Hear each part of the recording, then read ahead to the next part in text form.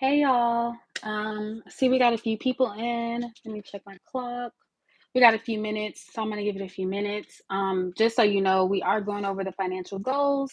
I'm gonna recap what we talked about last week with the middle-aged woman whose bills is more than her income. We're also gonna go over her financial goals, and then I'm gonna give y'all some tips, okay? So we're going over goals, and I'm gonna give you some tips, real life example of somebody who has more bills than they do of income.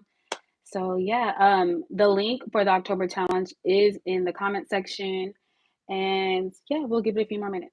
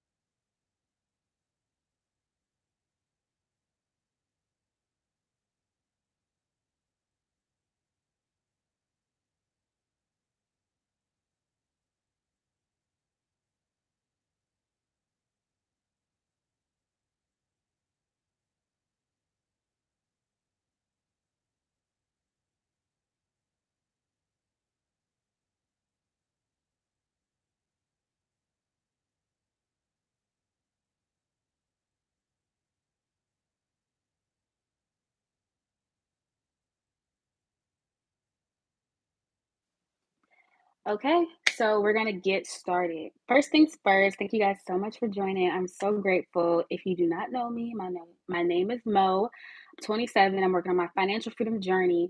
Basically, I created an October challenge for us to like get our money in order. That's what it's called. That's what we're gonna do. So, every week and Thursday, every week in the month of October, which is a Thursday, except that last Thursday, we're gonna go over getting our money in order. So this week we're talking about financial goals. Let's talk about last week. Let's have a previously on paper by Mo. Okay, so basically this is a document your financial situation documentation. I went over a middle-aged woman who's trying to get her finances together. And again, if you weren't here last week, basically, or if you haven't watched the recording, because the recording's on YouTube, basically, I do worst case scenarios, right? We do worst case scenarios just so we can be prepared for whatever is to come. So, worst case scenario, this person's total income for a month on a bad month is $3,194. This person had 1,440 worth of fixed expenses, which includes their bills that do not change, and then they have variable expenses that equal about 1,250. This is a single woman, by the way, single middle-aged woman. Then she also had a lot of debt. So it came down to when you did the calculations, when we talked about her total income minus her fixed expenses and minus the variable expenses, it came down to she being negative every month, negative $296. Again, this is her worst case scenario.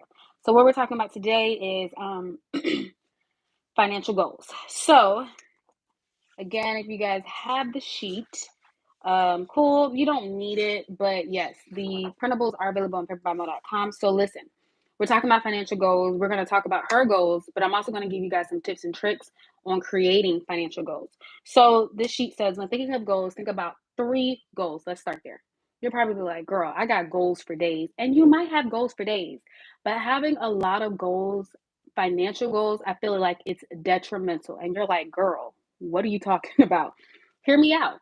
If you got 10 different goals, financial goals, how do you know which ones to prioritize? One. Two, how do you not get lost in the sauce? It's very easy to get lost, confused on again, which to prioritize, which one takes precedent, like, especially when it comes to New Year's. Y'all, New Year's is around the corner.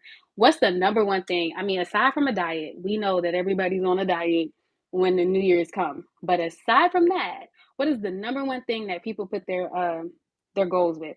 It's money. Make more money, save more money, vacation, something like that, right? But the problem is there's so many goals and it's hard to keep up with. So that's why I say 3 goals. Now, when we're talking about those 3 goals, we're talking about SMART goals. Everybody and their mama, daddy, grandmother, brother has heard of SMART, right? But if you haven't, it's S is for specific, M is for measurable, A is attainable, R is relevant, and T is time based, right? So if you're talking about, oh, I'm going to be a millionaire, by next year, and this year you're making $10,000, is it possible? Yes. Is it realistic or very attainable? Probably not. So, and anyways, what do you have to measure that, right? Are you measuring, so you're at $20,000, relevant? That's, you got to figure out if that's relevant or not. If you're only making $20,000 now and you're trying to become a millionaire by next year, what's the job looking like? What's the pay increase looking like? Are you jumping from the job to job? Do you have side hustles? That's the relevancy when we're talking about relevant, right? So I'm going to talk about my tips and tricks, and then we're going to get into her financial goals, okay? So the first one, and by the way, all of this information I'm giving you is a lot of verbiage. I'm going to be doing a newsletter on paperbymo.com. So if you haven't subscribed to paperbymo.com, make sure you do that. It's just an email with all this information because it's relevant. So my first tip and trick for financial goals is to be specific. Now, obviously, this says be specific, but I mean be specific to your needs. If Mo says she wants to save $10,000 by the end of the year, and I in fact do, um, and then you decide I want to save $10,000 as well by the end of the year. Is that specific to your needs? Is that specific to your budget? Is that attainable for you? So be specific to your needs. I don't know about y'all, but I like to compare myself a lot, and you just want to make sure it aligns with the life you're trying to live. That's number one. Number two, I advocate for this, and every video that I have, I advocate for this on Instagram, YouTube, TikTok. Document everything. Don't just talk about it. Write it down, type it up, get your little iPad and the pen and jot it down, right? Make sure you can see it and place it somewhere that you see it often. For example, if we're going to write down our financial goals now, okay, and I have it on this paper, maybe it would be wise for me to put it on my bulletin board in my office, especially if I frequent my office a lot. Maybe it would be wise to put it on my vision board. The new year is coming. Everybody make goals, usually. Can't say everyone. Usually, everyone makes goals for the new year. So this is something you definitely should do. Don't just say, girl, I got my goals. My goals is in my head. I know my goals. My goals know me. They don't know you. You need to write it down, okay? And my third tip, which sometimes we account for this and sometimes we don't, is to mitigate risk. If y'all don't know, I am a cyber engineer. So yes, I like the word mitigate. But mitigate risk, in other words, is emergencies. Okay. So account for an emergency in life. Don't be so gung ho on something happening and you don't account for room to have error. Okay. Also, if you guys have anything to say, comment, questions, whatever, make sure you guys comment below. I say below, Jesus, in the comment section, okay? Because it's like we're having a dialogue here. But yeah, mitigate, prepare for emergencies. So what that may look like is obviously an emergency fund. Another thing you can do is insurance. Now that can be life insurance, homeowner insurance, renter's insurance. You definitely need car insurance. I think it's illegal to drive without car insurance, but that's your business. So you definitely want to account for any possible risk. If you guys have been around this channel for a while, in the very beginning of me and my student loan debt journey, I have 6 figures. I told everybody it would take me 3 to 4 years. Now, I don't think that was very realistic. I didn't account for emergencies. I didn't account for something going wrong in my car. I didn't account for moving across the country and how expensive it was going to be. So, or I don't know, maybe wanting to eat something other than ramen noodles or wanting to get my nails done. These are things I didn't account for. And they're not per se emergencies, but that's just life. So maybe just even accounting for life. So again, the third tip is to mitigate risk or emergency. Account for those things. My final tip would be to be realistic yet to reach. It's literally what it says in my notes. And you're like, what are you talking about? So be realistic enough that it's attainable, but reach far enough where it's not something that's so floor level for you, right? So if you make, let's say you save $500 already a month, and you're like, I'm going to save $550 for you. That's not reaching enough. But then it might be a little too far to say, I'm going to save $10,000 a month. Do you make $10,000 a month? This is what I'm saying when I say be realistic yet reach. Thank you for joining my TED Talk. So that was my spiel on tips for financial goals. Now we're going to talk about this midlife woman's financial situation. Remember, she has a lot of credit card debt and she also has health problems. So it's likely that her debt is going to get worse, honestly, because she does not make enough money to be able to pay all her debts. So her first goal, get my notes, and I'm going to write it over, I'm going to write it on here. So her first goal is to be credit card debt free. I think that's a good goal. It's not specific, but we're going to get to that. So credit card debt free. Okay, that's goal number one. So we're trying to be specific. So her goal, let's talk about, to be specific, we got to calculate these numbers. So we got to talk about how much credit card debt she has. Let's tap into it. So now we're going to break down each card she has here. So remember the care credit, if you don't remember, how would you remember? The care credit she had, it's only $100. She's paying $100 and she only owes $100. So we're not going to, we'll count that. So her care credit total, I write so hard, I apologize. Okay, is 100. And she has her capital 1, and that total is $1,400. Okay. Next up, she has her Lowe's, and that credit card is going to be $2,500. Then she has her Discover credit card. Okay. And you're probably thinking, like, okay, she got a lot of health problems. That don't got nothing to do with her Lowe's credit card. That's true. But again, this is real life. You know what I mean? People spend their money on, or, whatever it is that they choose to spend their money on. Okay. So for Discover, it's going to be $2,700, right? And then the next one, it's going to be Navy Federal. She has a Navy Federal credit card. And for the Navy Federal credit card, it's going to be $2,600. $2,600. And then her last credit card is Community. And I hope I'm saying that right, because last time I told y'all I hadn't heard of it, so I hope I'm not butchering it. I butcher every word. It don't matter. Okay, so $3,200. So these are her credit cards. We're gonna calculate. Okay, so first up we got 100 plus her 1,400 plus so that's 1,500. We're gonna do 1,500 plus 2,500 plus 2,700 plus 2,600 plus $3,200. So she has $12,500 worth of credit card debt.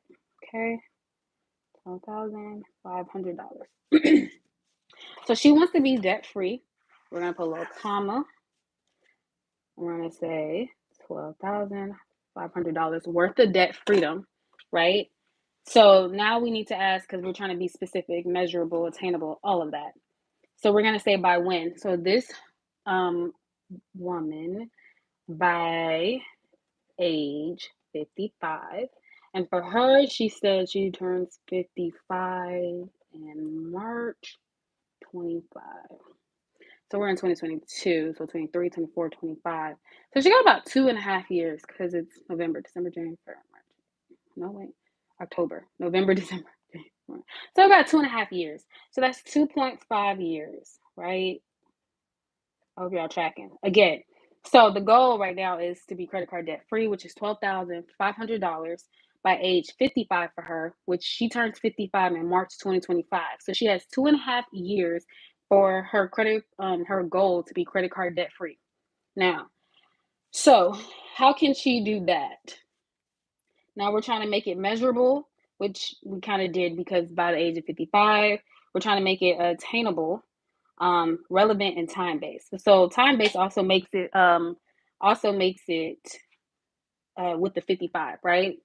So something she did is if she does one way she can achieve this goal is if she gets an extra $150 plus on her full-time job. On her full-time job.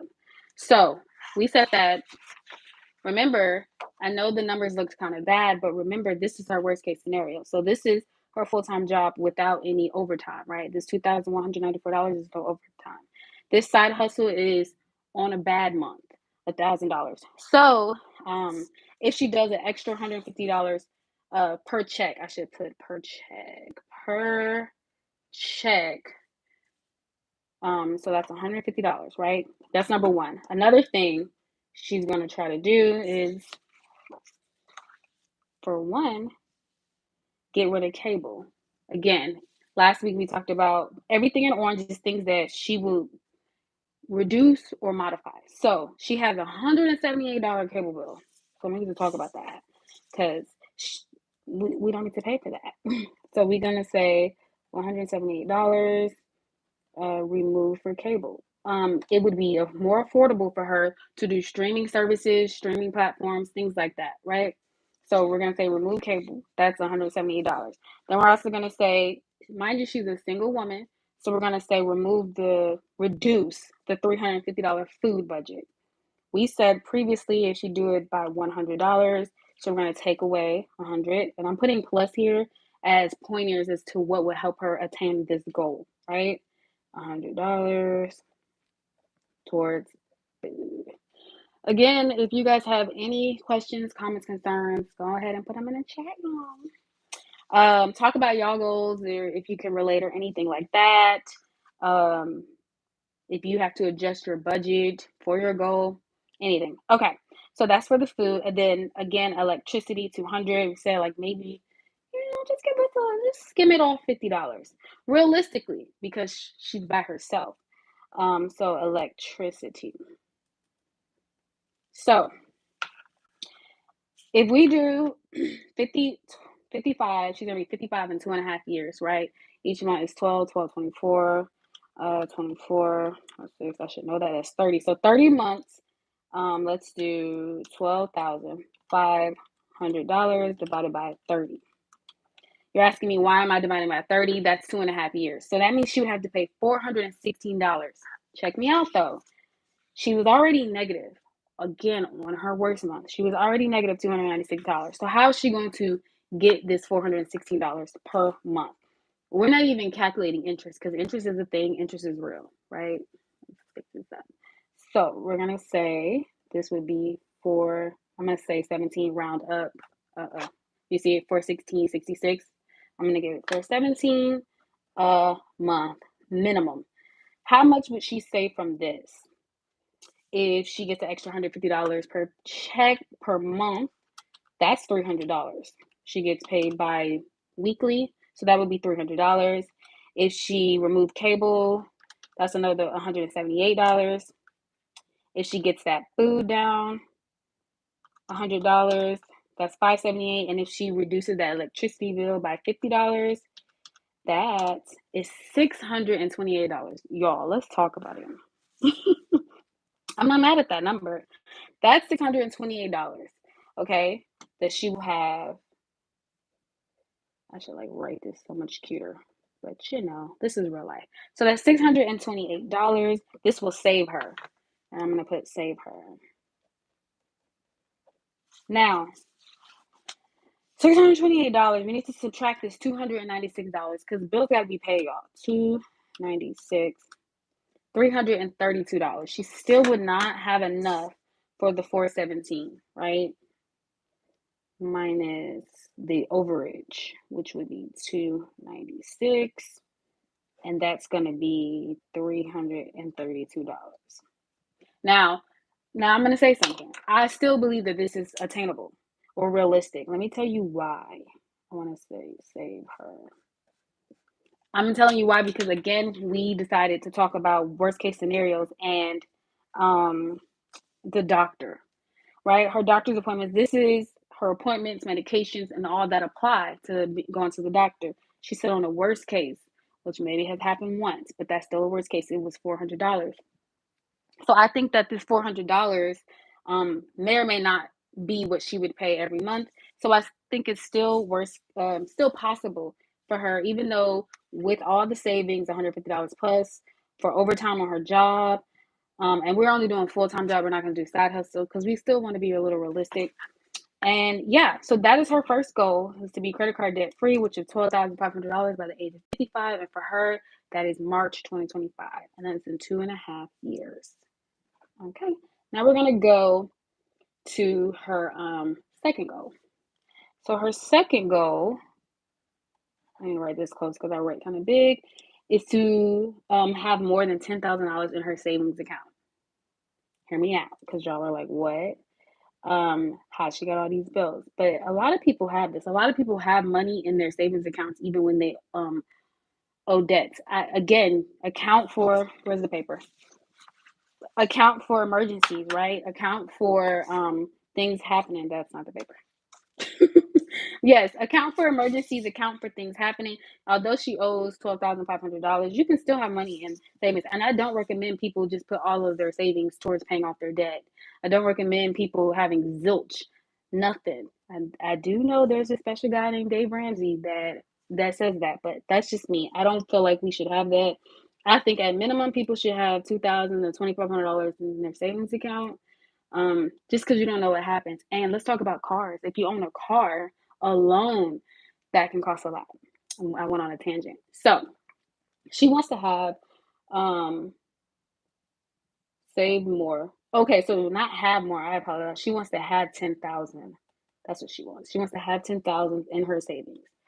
In her savings. Okay. So currently she has to be specific. Currently she has $8,034.08. So it's possible. Okay. It's relevant. So let's say when the question was also time based. So first, what is the goal specifically to have $10,000 in her savings account? Currently, she has $8,034, so that makes it relevant because 8,000 is real relevant towards 10,000. Measurable and time based. She wants to have this by April 2023. By April 2023. All right, let's do some. So we're in October, November, December, January, February, March, April. That's 6 months. Okay, so we're going to put 6 months. And let's calculate. How are you going to do this? How are we going to make this possible? So $10,000 is something she wants to have. She already has. So we're going to minus the $8,000. $34.08 that's already in her account. That means that she needs to have $1,965.92 saved to reach the goal of $10,000. So I'm going to put she needs $1,965.92. And I'm going to highlight this because I think this is necessary. Some important numbers here. Okay. So we're going to take this number and we're going to divide it by 6. Divided by 6. That means she would have to save $327.65 every month to be able to reach $10,000. So save $327.65. I wouldn't think that this is realistic. However, something that's important is like a specialty month. I don't know what some people call it, but if you get paid bi-weekly, there are certain months where you get extra paychecks. So the month of October, she gets an extra paycheck. Mind you, let's go back to see what her paycheck looks like. She gets we need to divide 2001. So it's $2,194 divided by 2. That's going to be $1,097. So she's going to get an extra $1,097, right? So her goal is to put half of that towards her credit card debt, and then half of that towards her savings. So if we add $500, we're going to say add $500 for extra paycheck. From the extra paycheck. Now let's see what it looks like now. So we have $1,965.92. We're gonna minus $500. That's $1,465.92. We're gonna do that divided by 6 because she wants to have $10,000 saved 6 months. So we're gonna divide again by 6. $244.32. Okay. This is a little better. So she's gonna have, say, 244.32 a month. Okay? This is a little better. I'm still worried. Let me tell you why. 244 or 245 plus the $332 she's gonna need. I did not account for the $500 that she's saying she's gonna put extra towards her debt, but that means that she's gonna need. Let's add this 244 plus this 332. That means she's gonna need almost $580 a month to put towards debt and to put towards her savings. I think the only way that these two combined can be realistic is if she increases her income revenue, right? That's another point. She also said that she will be getting a raise in the month of October. So that could, look a little nice. I think it's going to be 5 or 6%, but we all know how taxes get down. Taxes don't like us. Taxes take our money. So what it might look like on paper might not be what those checks receive. So again, it might be thought to be negative, right? But I just try to do worst case scenario just to prepare. And I don't want to ever get my hopes up. Not when it comes to money. So she is going to get a little 5%. So I do feel like that 5% can help her be boosted. But because, again, on her worst case scenario, she's still in the negative $296, I'm weary about this. My advice would be maybe to drop this down $1,000 for the 6 months. Instead of trying to have $10,000, she already has $8,000. Let's see what 9,000 looks like, and let's see the difference of the 9,000, right? So if we do 9,000 minus $8,034.08. That means she would need to save $965.92 in the course of 6 months. She's gonna put $500 towards it, minus 500. So she would need $465.92 in the course of 6 months. And we're gonna divide that by 6. That means that if she takes her financial goal of having $10,000 in her savings account by April 2023, and she brings it down to $1,000 because she already has $8,000 in her account. If she modifies this goal and brings it down to $9,000, and she puts that extra $500 from that extra paycheck she gets this month, she would only have to save $77.65 a month.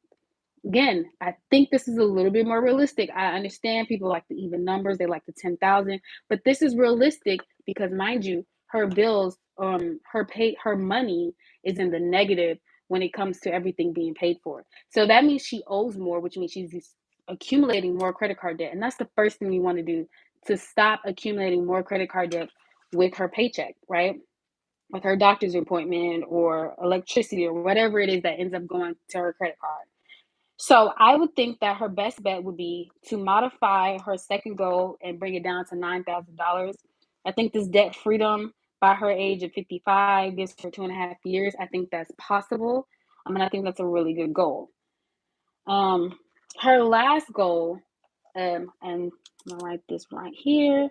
You guys comment in the comment section. Let me know what kind of goals you have, financial goals. If you think if you're riding along with us, right, writing down your financial goals. If you think your financial goals are realistic, can you attain it? Is it like be a millionaire by next year? I mean, you can be anything you put your mind to. I genuinely believe that. But do the numbers add up? Let me know in the comment section. Okay, so her third goal and final goal is her contribution to her 401k.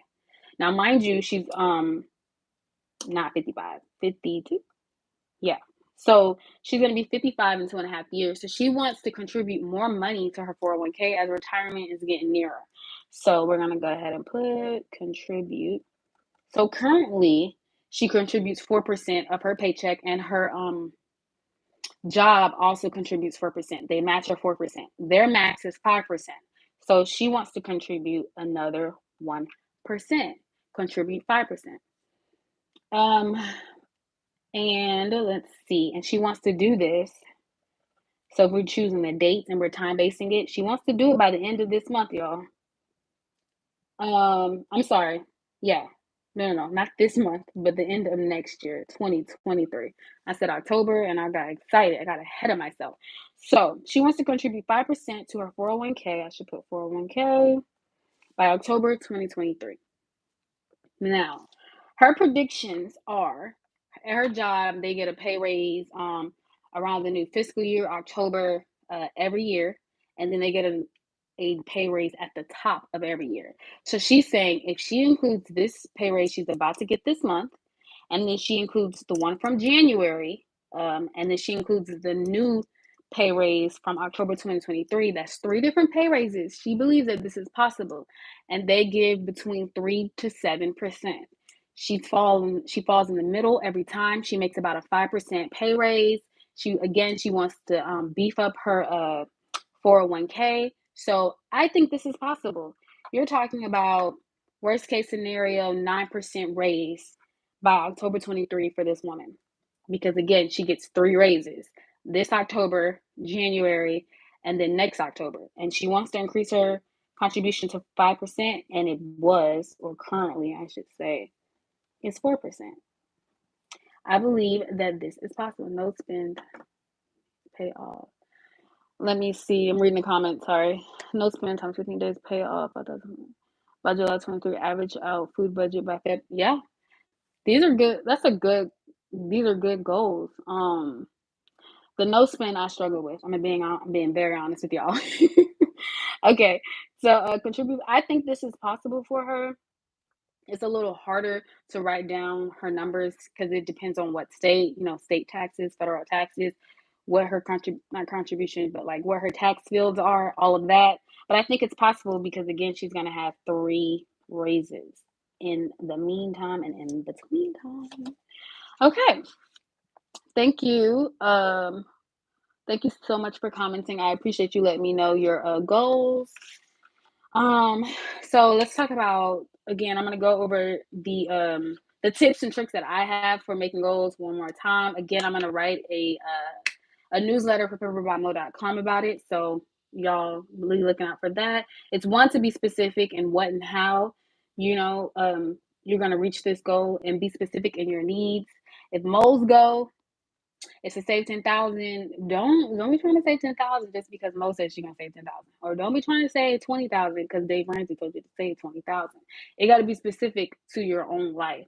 That was the tip number one. Number two, again, it was to write and document everything. Again, I don't care if you think that you're like me and my goal. We go way back since 1955. That's fine, okay? But your goal don't know you like that, and you need to write it down. And you need to see it, put it on your board, memorize it. We should do like a vision board party, but that's another point because I'm going on a tangent. Moral of the story is write it or document it. If you don't like to write, cool. Document it somewhere, somehow, and look at it often. The third one is to mitigate risk or mitigate emergencies. So make sure you got an emergency savings. I think about 2,000, between 2 to 2,500. Again, Dave Ramsey says 1,000, but we don't listen. 1,000 goes so fast. You know what I'm saying? I think you should at least have what your mortgage or your rent is. Okay, you feel me? So mitigate your risk. Have some emergency. Emergency is not just emergency fund, y'all. It can also be insurance. I live in New Orleans, so you guys know hurricanes is hurricaning out here. So not only do I have an emergency, a little stash away just in case I got to skedaddle, but I also got an emergency plan. So I think also having a plan, like, okay, what happens if my car breaks down? Let's make a plan, because if you know your car is a little older, the likelihood of your car breaking down might be a little higher. So make those emergency plans, put that money aside if you can, and start small. I don't know what it is, but people see other people put 500, 1,000, all this money aside. Like, if you only got $2, you got to put that $2 to the side, because $2 is still $2 more than what you had prior. You know what I mean? There's nothing wrong with starting small. And then the last one again is to be realistic yet to reach. Okay. Be realistic in your means, but don't be going for the floor. You gotta think big. Okay? But not too crazy. Cause we gotta be a little realistic. So I call it realistic yet reach. Reach a little bit. Get your arm working in there a little bit. So yes, this is the financial goals. Again, if you guys have any questions, comments, you guys want to talk about, let me see. Your videos are very helpful. Thank you. Oh, thank you. I'm glad you enjoyed it.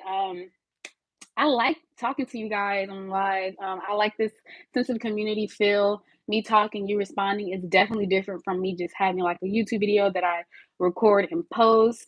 I like hearing you guys' feedback. I hope it helps that you guys can work on your goals and work on your financial situation while I'm showing you someone else's.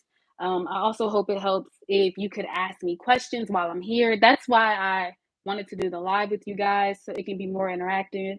So yes, I'm grateful that you are enjoying. Again, if you guys have any more questions, comments, concerns, let me know in the comment section, and we're gonna wrap this party up.